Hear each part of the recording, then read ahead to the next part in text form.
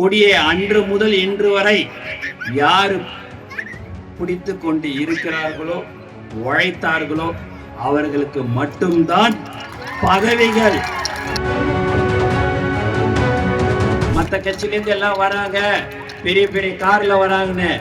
எந்த கார்ல வந்தாலும் சரி, ஹெலிகாப்டர்ல வந்தாலும் சரி, யார் போஸ்ட் ஒற்றி கொடி கட்டினார்களோ அவர்களுக்கு மட்டும்தான் பதவிகள். பெண்கள் நினைத்தால் எவ்வளவு பெரிய மாற்றத்தையும் நிகழ்த்தி காட்ட முடியும். அதுதான் தாய்மார்கள் நீங்கள். பெண்கள் மிகவும் வலிமையானவர்கள்.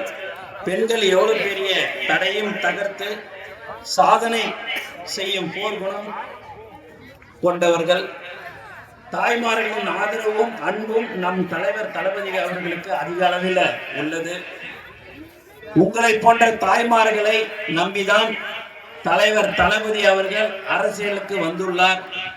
தலைவரை வெற்றி பெற வைக்க நீங்கள் எல்லோரும் துணை நிற்க வேண்டும் என்று கூறிக்கொண்டு, சாதிக்க துடிக்கும் பெண்கள் அனைவருக்கும் இனிய மகளிர் தின வாழ்த்துக்களை தளபதி சார்பாகவும் தமிழக வெற்றி கழகத்தின் சார்பாகவும் மீண்டும் மீண்டும் நான் தெரிந்து கொள்கிறேன். ஏன்னா ரொம்ப நேரம் டைம் ஆயிடுது. அதனால என்னுடைய பேச்சை நான் முடிச்சுக்கிறேன். எனக்கு வாய்ப்பு கொடுத்த அனைத்து உள்ளங்களுக்கும் நன்றி கூறி விடைபெறுகிறேன். நன்றி, வணக்கம்.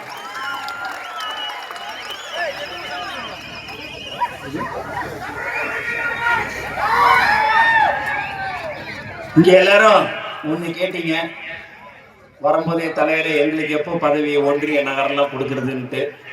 இருந்தாலும் இது பொதுக்கூட்டம், இருந்தாலும் சொல்றேன், தலைவர் தளபதி கொடியை அன்று முதல் இன்று வரை யாரு பிடித்து கொண்டு இருக்கிறார்களோ உழைத்தார்களோ அவர்களுக்கு மட்டும்தான் பதவிகள் வழங்கப்படும். நீங்களாவே ஒண்ணு நினைச்சுக்காதீங்க, மற்ற கட்சியிலேருந்து எல்லாம் வராங்க, பெரிய பெரிய கார்ல வராங்கன்னு. எந்த கார்ல வந்தாலும் சரி, ஹெலிகாப்டர்ல வந்தாலும் சரி, சைக்கிள் ஓட்டிக்கின அன்று முதல் இன்று வரை யார் போஸ்ட் ஒற்றி கொடி கட்டினார்களோ அவர்களுக்கு மட்டும்தான் பதவிகள் கொடுக்கப்படும் என்பது தலைவருடைய அறிவுறுத்தல், தளபதியுடைய உத்தரவு என்பதை இந்த நேரத்தில் நான் மீண்டும் மீண்டும் தெரிவித்துக் கொள்கிறேன்.